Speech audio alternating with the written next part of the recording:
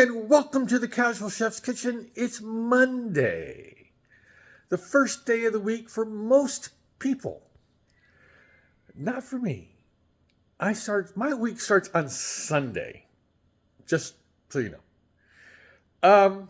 Last night, I prepared Cajun seasoned shrimp and sausage linguine. 5 stars. Now, I did add some onion and some red bell pepper. I just wanted to round it out a little bit.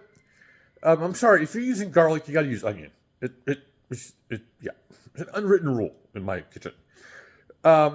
It's really good though, but I had also added some little bit of more cayenne.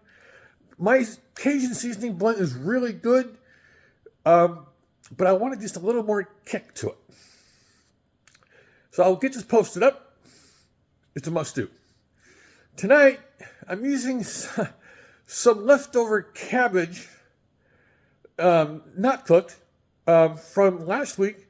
That's a beautiful thing about cabbage. If you store it properly, it lasts a long time in cold storage.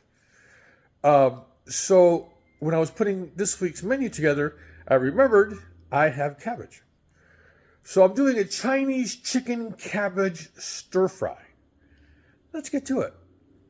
Champion is out. Crockery for rice is out. Using chicken thighs. I actually forgot to pull these out, so they need to be defrosted. A little bit of olive oil for the champion. Salt, pepper, so kosher salt, fresh ground pepper. I'm using the leftover green cabbage, and I have some leftover shredded red cabbage or purple cabbage, depending on how you like to call it. Fresh ground ginger and some garlic. Gotta have garlic.